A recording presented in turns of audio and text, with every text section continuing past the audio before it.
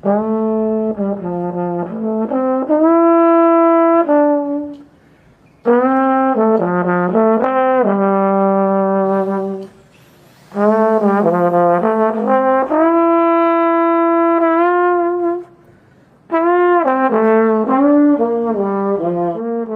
mother called me Ronald. Ronald. That's what's on my birth paper. What I love now. Well, Gussie Clarke, you know, I say vibrant, enthusiastic, and by working with him, maybe he couldn't relate to you in musical terms, but you knew that he knew what he wanted. I remember Gussie Clarke on a Honda 50 bike, you know, with records on the back and a carrier, riding around delivering records, you know. And in later years, you know, traveling, doing the same thing. You know, would run into Gussie in London or in New York, doing the same business. So it was no surprise to me that Gussie would have set up an enterprise.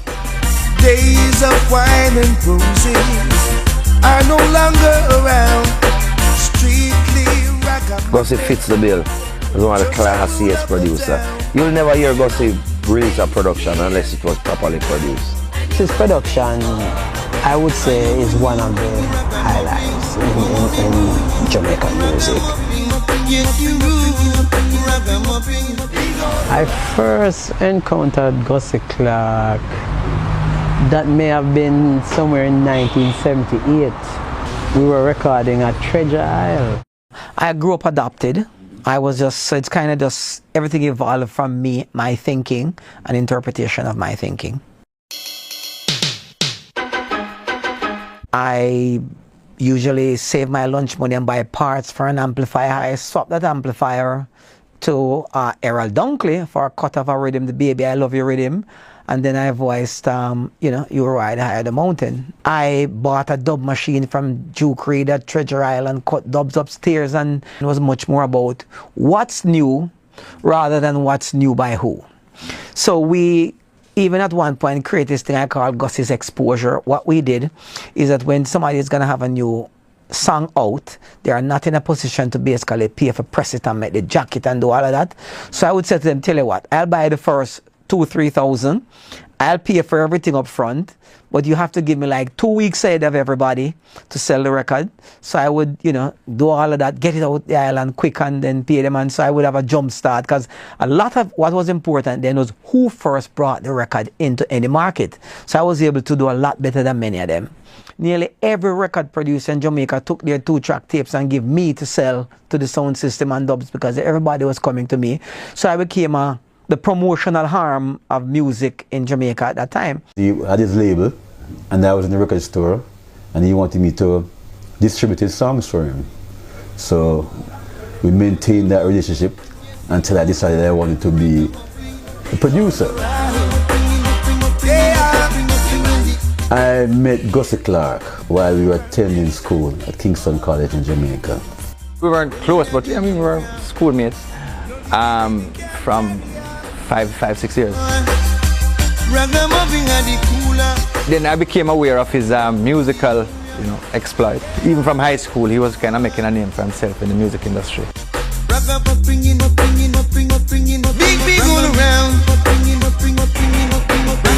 It's amazing when I sit and I listen to like ragamuffin, and you're renting there, and I can actually hear my voice.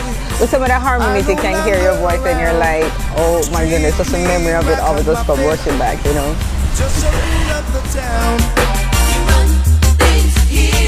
I was supposed to start doing public relations at the Extramural started, but I found Gussie's studio more exciting. That's it. Then come and buy him little box of record and I push him bike. So the bike broke down and I push it to start it. But we know him from them time when I try, you know.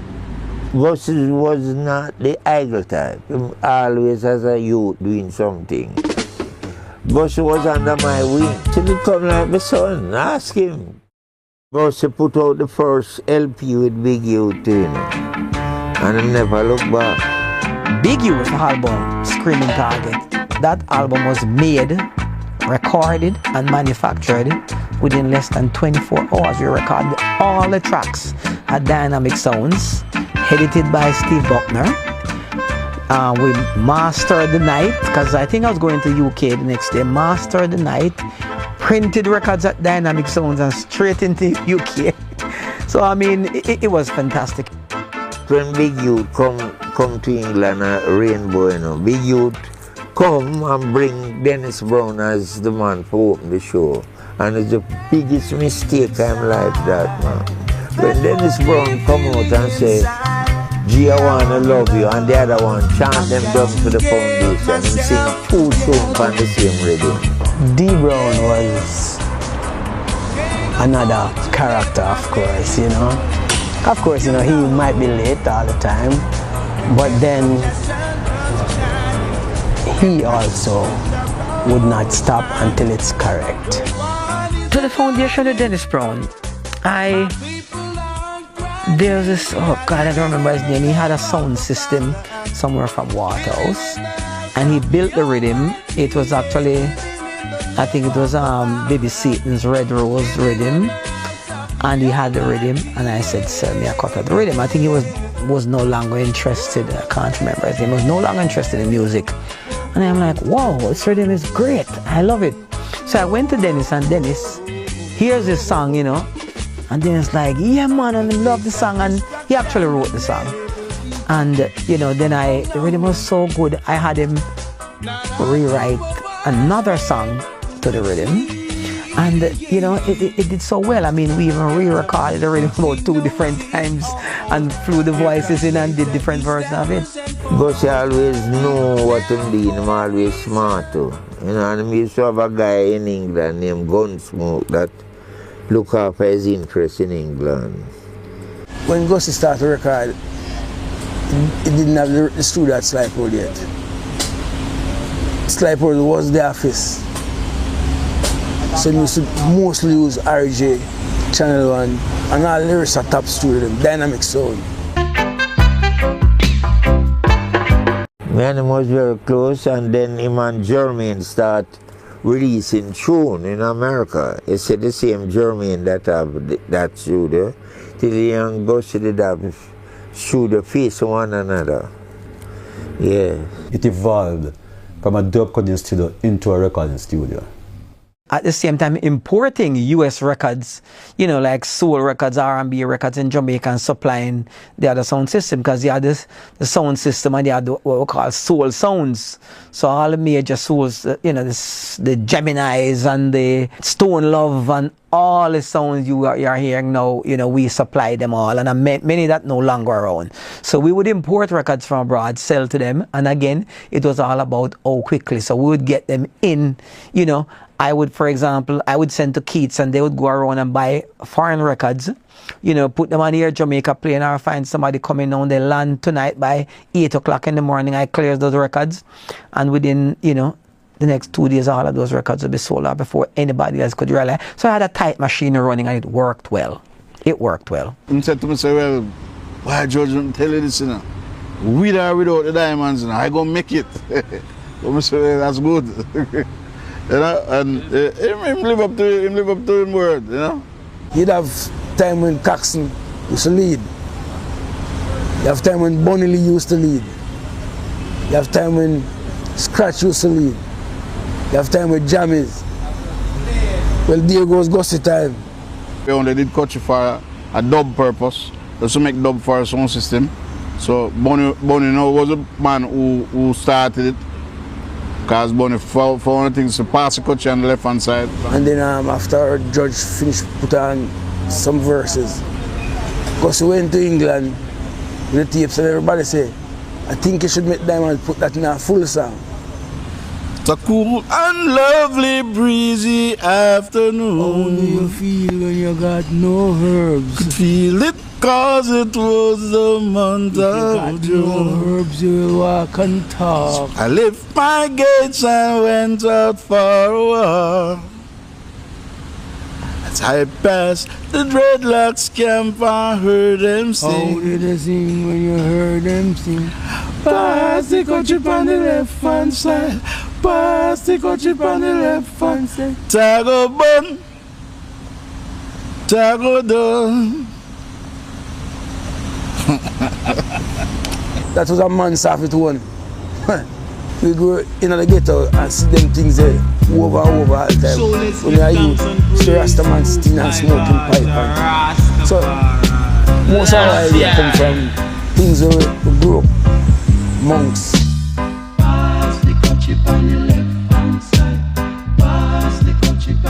And then Musical Youth did a cover and it even went bigger. All of a sudden everybody trying to own the song.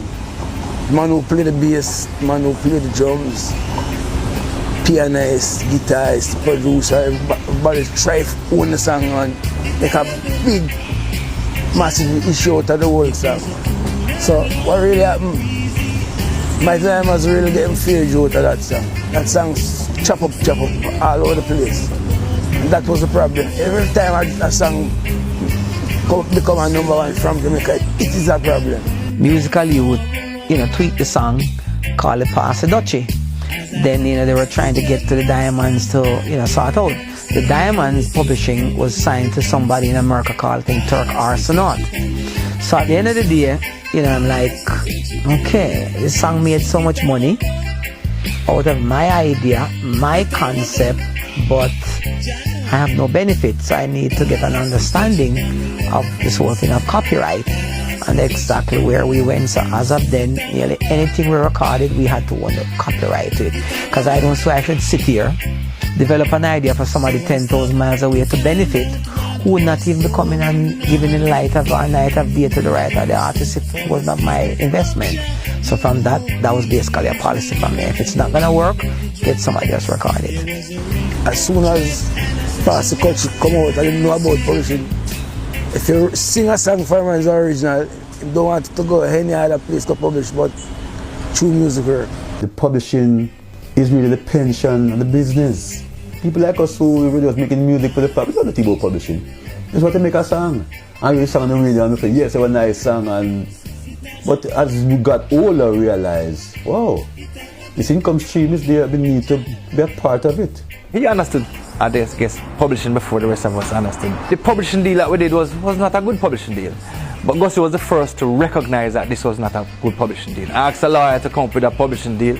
So of course the lawyer was protecting his interests at the expense of everybody's.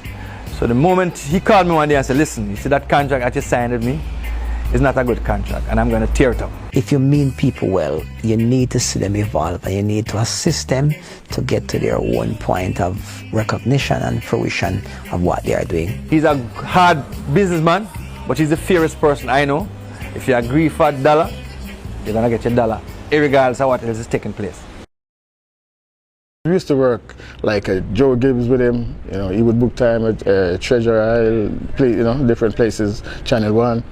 But now this was Gussie's place. We started to work with him at Slipe Road. I think we recorded 4 albums. I had been working at many different studios, but the problem is that you didn't have privacy. You're there, you have to be watching the clock. Sometimes you want to develop ideas to a different dimension. You didn't have the time to do all that. So I said, look, let me build my own studio.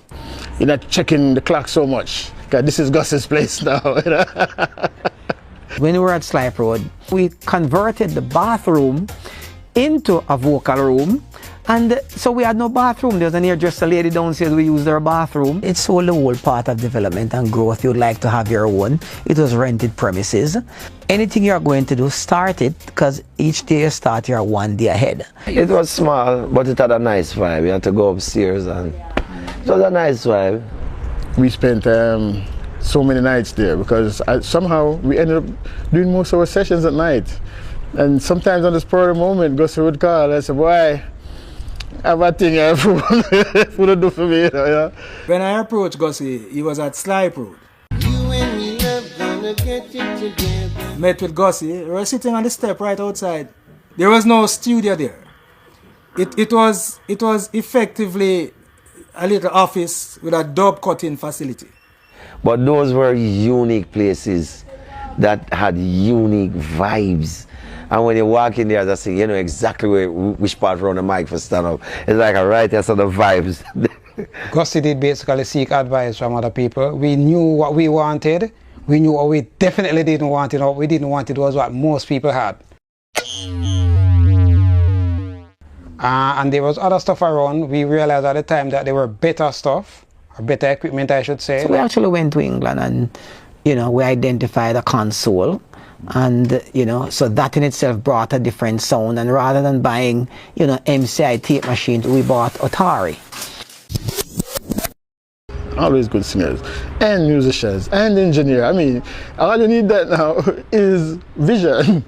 When you have all these ingredients for your pot, you know, you have all the spices, you just need to put them together properly, you know, and not overdo anything. He pulled together an elite team, a team of the best, I would say. All of these different people with all of the different ideas on one session. So these tracks will stand out for a lifetime. Gussie run me out of the studio. But when Gussie leave, Von Facey, which is Zelly, come and say, come back up, man, but you have to look out for Gussie. I saw when his Benz driving. So I run outside and scratch on the step, but it looked like he knew I was inside. So he came and he said, hey, morning, and he went inside and then he come out and he said to me, what you doing now? And I said, nothing. He said, all right, you know, I have some money for go lodge up at the bank, up at Scotia Road, right across road. You can go up there for me? I said, yes. And Gussie Clarke gave me the lodgement book with money in it to go and lodge at Scotia Bank. I never run so fast in all of my life. Because I know this is a new relationship. Because if he asks me to do that, that means I can go in. And that was the starting of a good relationship with MusicWorks. I try to surround myself with human resources that can assist me in delivering. I would create a beat now and have a thinking and a direction based upon, you know, the song, not even the singer yet. After I would have a singer come in and do a demo of the song, then we would do all the arrangements around that demo and where those harmonies would fall, so things would be different. So how it sounded the day of recording might be a different sound by the time we finish with the track. Musically, Gussie knew his limitations. Because Gussie didn't sing and Gussie didn't write and so on.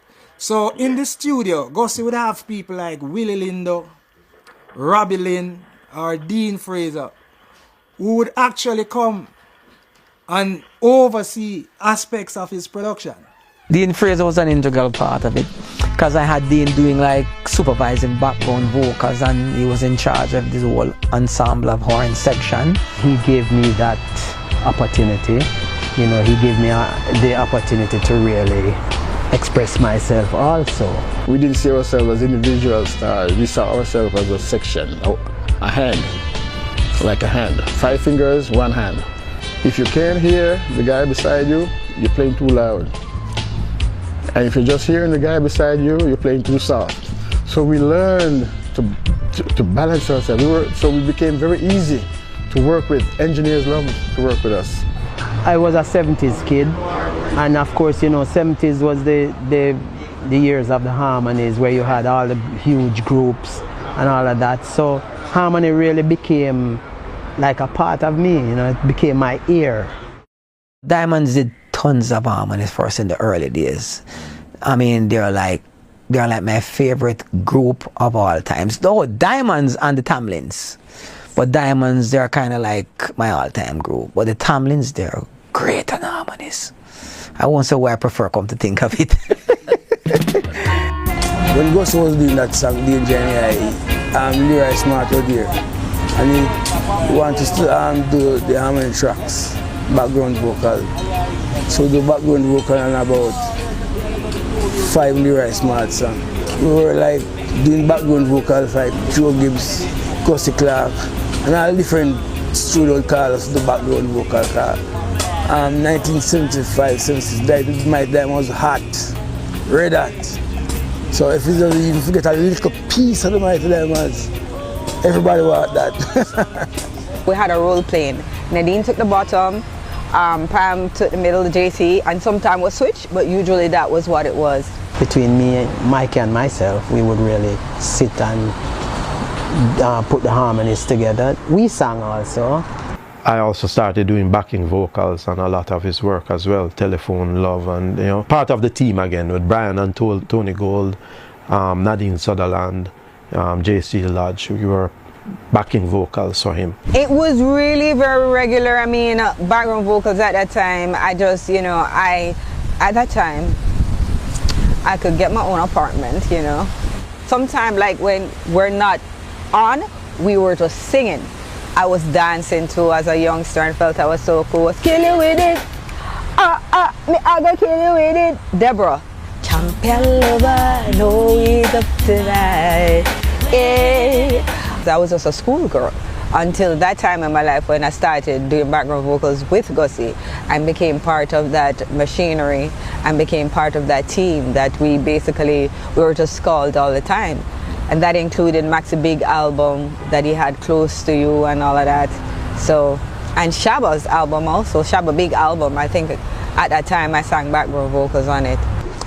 I remember Gussie would have writers. Gussie said to me, I would like you to write some songs for some artists. I don't want, because most producers at that time used to check the artist to do a song, and the artist come in the studio and just sing a song. Nobody weren't paying songwriters much mind in those times, so I just said, you know, here's one of the difference that I'm looking for. Mike was working on jammies, brain not too good going back too far. He was working at jammies, and I think we called him about organizing some background vocals, and he kind of liked how we did what we do. When you're co-writing some of the lyrics with some of the guys, they would say, nah, no, that sound too foreign, or that sound too uptown, or that don't sound. So one of the things I learned early on is to still make the story believable from whoever you're writing from. So you're writing with a particular person, you just don't use certain vocabulary, because one, that is not a word that they would use normally, and probably because you know, it's not familiar words, it don't have that kind of confidence. What I want you to do as a singer, I want you to make this song be your song. I want, when you sing the song, it sounds like you wrote this song for you. You look at the artist and know the type of song you want that artist to sing. Gregory never used a lot of words. So what you would say in a paragraph to tell a lady that you love her, Gregory would say it in 2 lines. So, you know, you had the writer who wrote like that, with that in the back of his head, you know? I mean, as a young songwriter, you're hearing, boy, listen, Dennis Brown coming on, you write some songs for Dennis Brown? Wow! I mean, you just don't sleep, you know? Working with Dennis, working with Gregory, he had writers who would write especially for these singers. So he would present them with a song. He would take out the phone and call me Fred Locks. Sometimes I call me Fred Bob, sometimes Fred Locks, you know. The Fred Bob, what your time stay? Where you stay? Somehow you look on something. You know, would I go check him around the studio and, you know, say I have them 3 or 4 songs. I don't get too emotionally attached to songs, you know, so you write a song for a person. Nah, I don't like that. No problem. Let's try a different song. The next day somebody come and hear a song and say, look, I love that. Mike is extremely responsible and should take a whole lot of credit for where I reached. I felt like a copy of a Motown approach in terms of the writings and the sharing of writings, because it helps so much. Because sometimes one writer, he could be a great performer, an excellent writer, but you have a point where you start to recycle. You start to repeat yourself. Creative people writers to me, tend to get caught up emotionally in songs when they write them. While for me, it's what's best for the song. He has a way to tell when the writer is right. Stephen took each song like it's a piece of art, and he was like a Picasso. He'll hear what you have, but he has an interpretation of how it should be. So he'll equally take your idea and strip it down, twist it around, and get it to how he hears it. Usually, you love what he does. He was just naughty as an engineer, and Gussie just wanted him to go. Gussie would just give him that You know, Gussie would give him whatever equipment he wanted and just have him go. If something's not boring, I might just delay something. Check. I put a splash to get out that boredom out of it, like a whip. I find a sound inside of my bag. I usually carry my bag with my dad, with samples on it. I probably just pick something. You know, Vibrant engineered. He had all these little trinkets and these little touches that, you know, was not happening much here, but then he did a lot of strange but very, you know, convincing things that made the music stood out and stand out, you know. He was an integral part. He's the best engineer Jamaica has or has ever had. And he's such a great guy. Always has a joke to give. First he thought mixing was 2 hours. I said, no, you cannot take 2 hours to mix. You have to book like a 6 to 8 hours so I can concentrate. When the average engineer would mix a song in 2 or 3 hours, Steve will take 8 and 10 hours to mix that song. So you need to have your own studio when you're employing Steven. And I said, all right, go on. And he allowed me to take the time. He realized that, you know, for it to be good, you have to spend time on it. His way of mixing, he would take like almost a day. And he would just sit there, and I used to look at the vibrations coming from the NS10s, and I just think that he was going to blow these speakers to kingdom come, you know? And I was like, what is he doing, you know? And, you know, his hi-hats. Cooking something, and he had a little extra seasoning and spice to it, and made great musical meals. Bass must sound like a house, like a foundation. Boom, boom, boom. And the kick drum must be kicking it. Boom, boom, boom. You know, boom, boom, boom, boom. You see? They must have that kick punch. When I cannot find it, I try to do some other thing, like change the kick drum or something. He danced his way into his effects and all of that, and he used the rocks a lot. He used the rocks a lot, you know, and he created a lot of, you know, fusion and fused a lot of sounds. I like to hear the rhythm. There's certain things in the song that's supposed to drive you, the groove. So I always make sure I mix up the main groove. If I think it's a scratch should be loud, I make sure that's right in the phrase. If it's a little guitar, if it's a phrase, you know, I don't know how to explain it to you. And Steam Finish Mix is just another level, it does wicked. He knows who to call for the songwriter, the engineer, which is me. You have to ask him how he know about me from long time. And he called the best musicians them, you know. So he's good at that, masterminding, coordination. And he leave each person, he has an idea, he will tell you, and then leave and let you do the work, you know. He trusts you. Sometimes the outcome of anything can be subject to the elements, to many different things. You know, Sly and Robbie in a good mood today, the drum will sound different, you know. The bass will sound different. The engineer, everybody's in a great mood. So I understood that. So I tried to create a great atmosphere and have great people who worked well together. It was done a way that, well, the record company way. Gussie not going to stop at anything until every little element of percussion or any little thing that is necessary have to be in there. I kind of know to get around them. You know? For example, Steele will come and doing something and play a phrase. I'm like, whoa, that's great. Play it again. No, I'm not play it again. Okay, all right, fine, cool. Finish the song. When Steele got with a sample it and put it right where we want to go into the song and tell them, we're all right, no, we have it, don't worry about it, you know. What I would do is play a certain way for each producer. So each house has a different sound. Although you can tell it's me playing, but like the Channel 1 stuff was different. Even our production was different. I was in the same studio. That is a part of it, the producer personality, and you kind of know exactly what he wants or what he's looking for. Like Channel 1 was more hardcore, like, you know, Ernest wanted to hear that bass and drum sound, that means drum pattern, kicking on. So when you go in there, you're going with a different attitude. For Gussie, you know, you might go in with a more softer mood, like, because he's like a lover's rock kind of person. You can play us confined to the regular but tick coffee is cool thing, but sometimes you have to go get rude, you know. The entire team was just A-class. When he finished building the studio, he called us in to just play to see what the studio sounded like. So we set up, and he went away, and we were just there jamming with the engineer. The jam sounded so good. Steve Stanley had the sound wicked in the studio, like, you know, pumping and really nice. And it's have a bad tone and go, and it doesn't sound good. So you have to know what frequency you want, right? And what frequency you feel. So that's where I come in. Myself, Cleve on drums, and Danny, my other brother, Danny played the bass. There's just three of us that played the track. Gussie came in while we were in the middle of playing a track and said, "Whoa, I want this track on my tape." And we stopped because we were frightened. We stopped playing and said, "What track?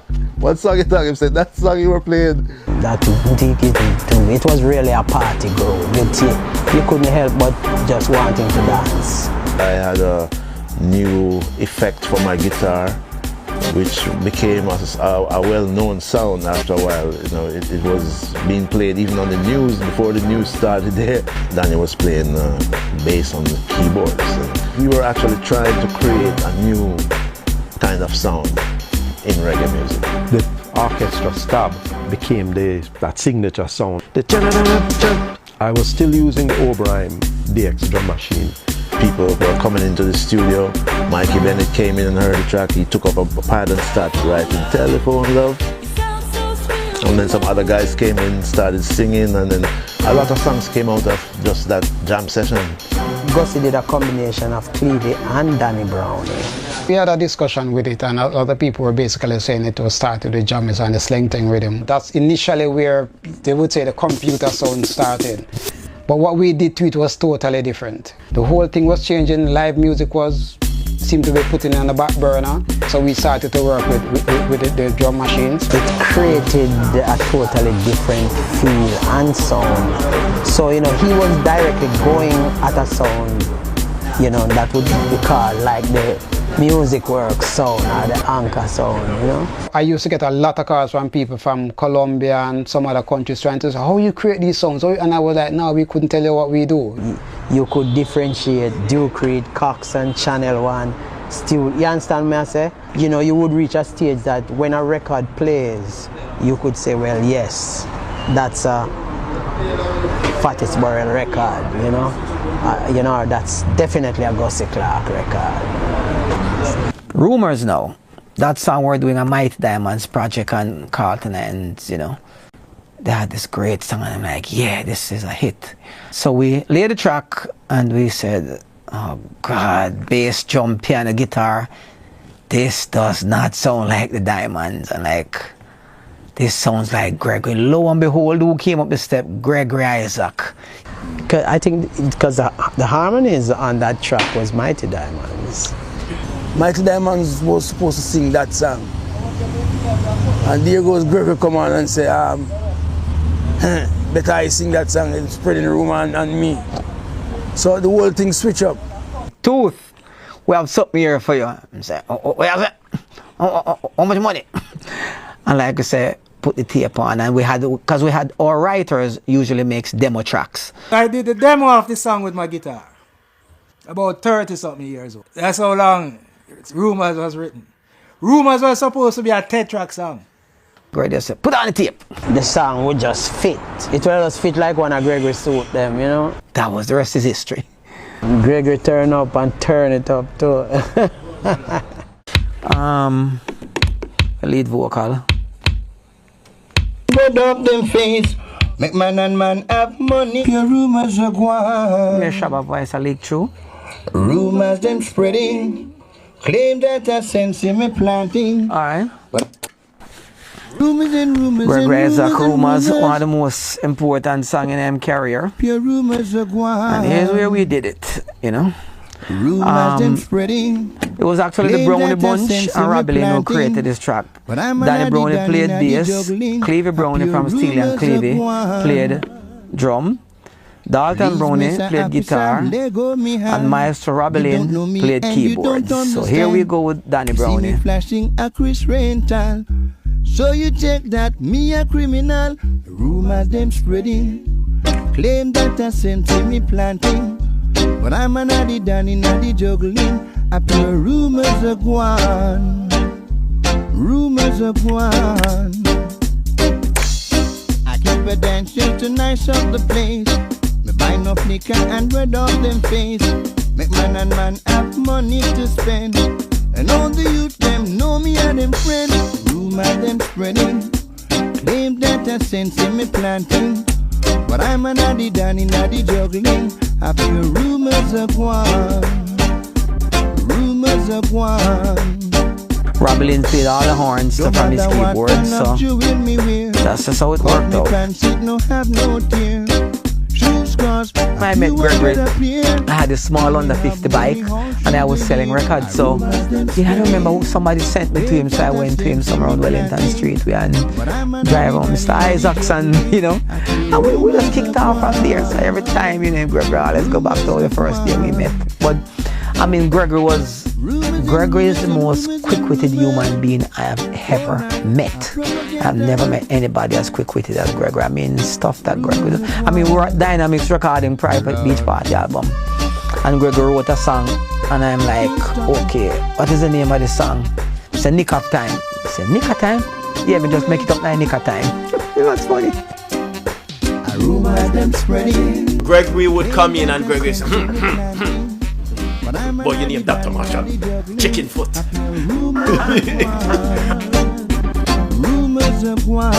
Gregory come to me and Gussie, no pay me no mind, I don't care what.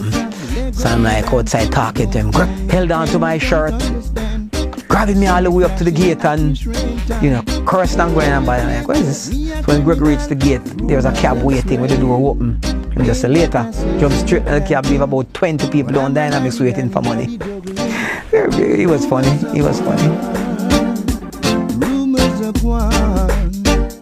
When we were at Slipe Road and Barry, who now works at VP Records, was there, and I don't know what happened. Gregory has drove with some knife or something, threatening the man.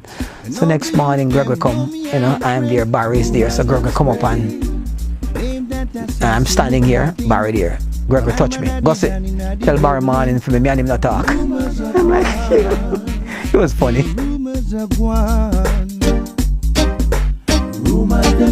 Gregory called me and says he's sending a member of his staff to me.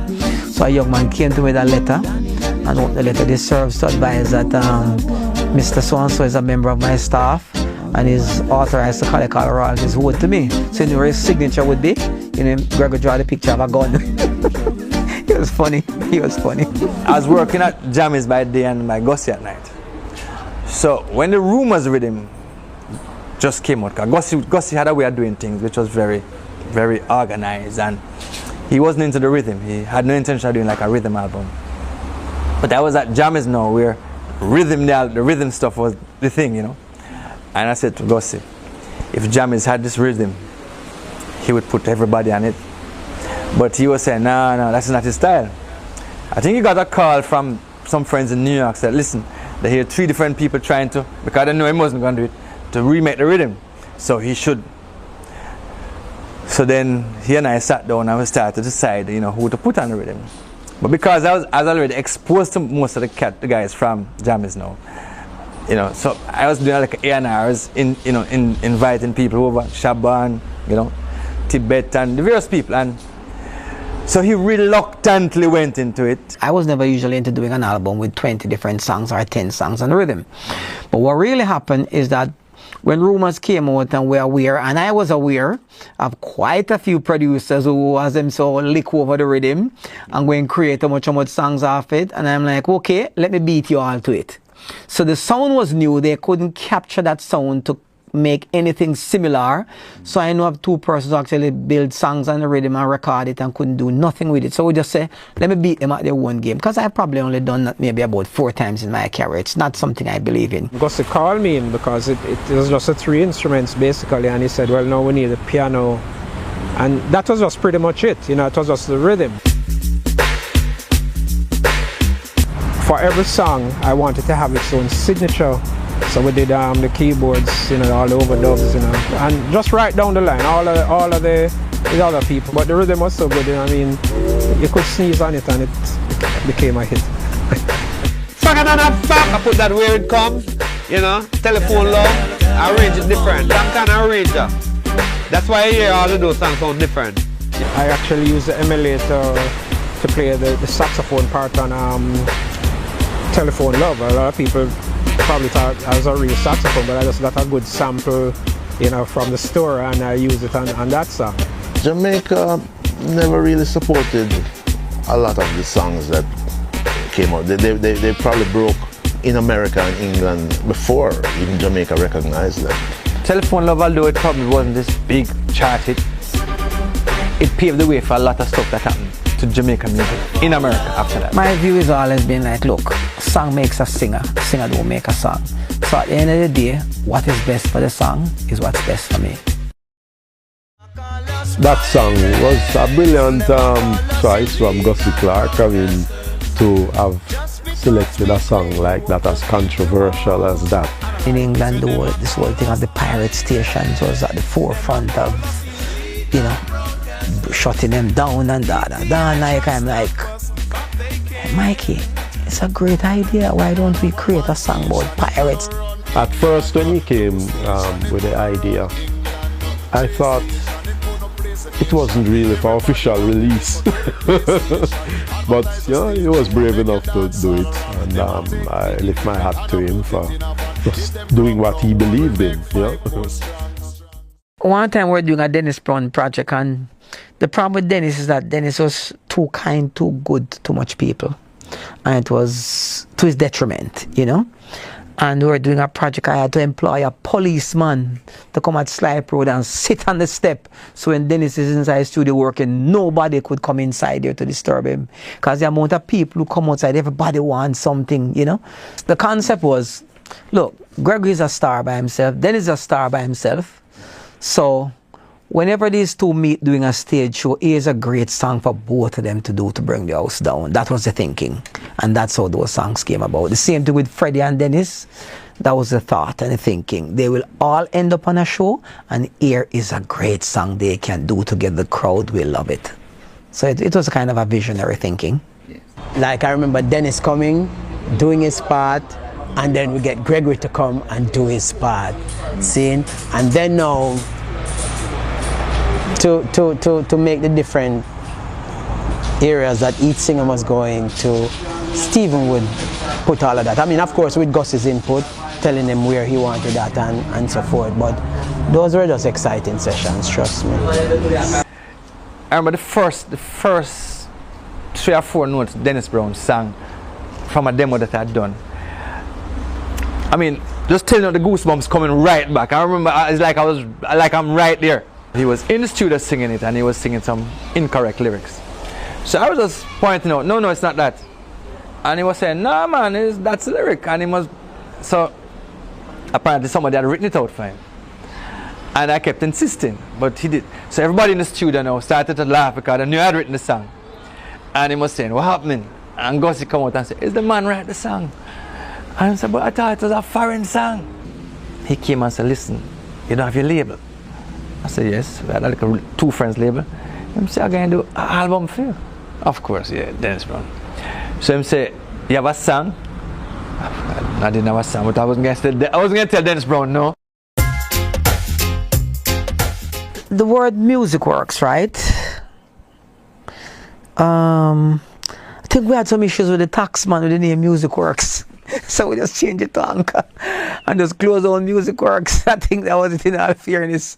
So we just say, look, you know, I mean, typical simple people growing up doing busy, you don't start doing things right or understanding that you should. And we eventually closed down for a couple of months, and we built the room from there on, and that's how it started. The first session done at that new Anchor when it was opened was my production of Freddie McGregor's I Was Born a Winner. That was the first song when Gussie, that was the first song that tested the studio. You know, and it was a #1 song everywhere. To this day, it's still one of the nicest places to work. It's comfortable, you know, and as I said, he always had top people working. It has served many international artists from all over the world. Sting from the Police, Simply Red, Fugees, trust me, just to name a few. Gussie gave me a ride to school because he was my neighbor. And for some reason, not all he had to stop at the office. This is at Slipe Road now, and I got beaten. I saw all these equipment and then got an idea how they made it. So I was smitten. That was it. Done. I've been at Anchor Recording since I think 1981, fixing all these stuff. When someone discovered that I had the ability to repair little microphones, etc., etc. Find myself at nights when I should be studying at the studio, and that morning sometimes when I should be at school. Sorry, mommy. If you look at here, what we call a studio and what many studios in Jamaica is totally different setting and look and convenience and care. And I need to ask him, music works. Where did that come from? You know, because it's something there. It's a message. It's a statement. Music works. You can do what you want with it, and it still music works. Everybody that don't open in the studio, call me first to test it, to do the first work. Like Mixing Lab, they call me. Grove Music, Mr. Young. Barry Simon studio at his house up there with They Gonna Talk, those songs. Gussie called me to do some work at his new studio just opened. I remember when I went there first, they were still fixing things. So I took back up my bag and went back home and said, you're not ready yet, because you're still fixing things. The small room outside was going to be a dub studio, where the dub plates. But then Gussie realized that if he had done that, the amount of crowd and the kind of crowd that would come there would affect the clients. Studio One is a replication of original Music Works studio in terms of size and sound, with a little bit more difference in the vocal. This Studio 2 is actually the flagship of the studio. It's basically, we call it the church. Everybody, because it's so big, you can accommodate nearly anybody, anything. That big room, there's a big room there. And we said, wow. If a next man come and rent the studio, it's just what him can afford. If he can afford the small one, use the small one. Or the bigger one. At the middle studio. But the 3 studios sound good as well. We just had tons of new equipment and, it just worked. It just worked. We are always adding to our equipment list, even now. When you're adding to the equipment list, a lot of time you buy stuff that you never ever use. You probably hook it up and you use it 1 or 2 times, but nobody is ever attracted to it. Well, we have also have a lot of those. Big rock there behind me tells the tale of the story. Part of the problem why we're not having better hits is because, well, I call it the me factor. Everybody wants to say, it's my studio, and me mix it, me are the producer, me are the writer, me are the manager, me this, and they are not qualified and competent. A guy, takes a program, builds a beat, and says a musician. Him don't know what key the song in. Him don't know anything. Him don't know if somebody's off key. Him don't know, from here the first intro and the first 4 bars, here the entire orchestration of the song. That's not production to me. So I found now is that most artists want a producer to work with to develop their talent so that they can go to the next level and leave them. Now, doing the nature of our business are structured, it doesn't make any sense to be investing in something that if it grows, you can't grow with it, but you'll invest in it. And I have a problem with that. Today's industry miss people like Gussie. Honestly. If we agree onto something, don't come back and tell me tomorrow no. Because once you agree to take my money, that's the way it is going to be. Whatever deal you and Gussie have, that's what it's going to be. He's not going to go against his word either. And Gussie is known for that. Gussie is not the kind of person who's going to make sentiments get in the way of his objectives. He does business how it's supposed to be done. You might not like it sometimes, but it's the right way. The fact that the music industry is made up mostly of inner city people, the government don't really think it is sort of anything viable or important to the culture. He's doing things to protect his company, which is nothing wrong. That is standard everywhere in the world. If you're doing an album, a 10-track album, for example, I had a very careful way of how I manage the business. I'd probably divide the money into 20. So by the time you reach the 9th song, there's half due. So they'll be more willing to complete the project than I am. And that's why I got a whole lot of things done. Because if you pay the money up front, God help you. I mean, if something is wrong, so by the time we're doing the last song, all the corrections would have been done on the other 9 songs already. You could see the making of a businessman there. Yeah, usually on time. And, even when time comes for you to be paid, he's usually on time. Well, to me, Gus is one of the sharpest minds in the business. He's just a businessman. To see how he built his empire is something that I've sat back and admired, you know, for such a long time. And he just went steadfastly and just built his thing, you know. Anything that Gussie have, him well deserve it and him work hard for it. He's one of the hard workers too. Gussie was more looking, in my view, overseas. Gussie was looking to license and so forth and so on. That was where he was. He understood that the market wasn't in Jamaica. My father was a Christian. He says to me, he doesn't want me in his house. I must go back to those demonic places. So when Gussie dropped me off in the morning, like 3 a.m., I used to have to stay in the little pathway where the veranda is and hide. I would jump over the house, the roof of the house, and go around the back. And one night, Gussie saw me. He said, "Doc." And when I looked down, he said, "Come here, what's happening?" And I explained to him, and he said, "No, come. And that's when Gussie took me in. So when he took me in, that's when Gussie became my dad. The creator's there, and we recognize and acknowledge the creator. But down here now, in this dunya and this earth, I say music because I refer to her as a she. She clothes me, she feeds me, she makes me happy, she brings me friends, she takes me all over the world. And I can go on and on. She does so many beautiful things. So I have to say, Mama Music, just keep loving me because I'm so grateful. Oh, what a beautiful morning. Oh, what a beautiful day. I have this wonderful feeling, 'cause everything's going my way. Thank you, Lord. Thank you.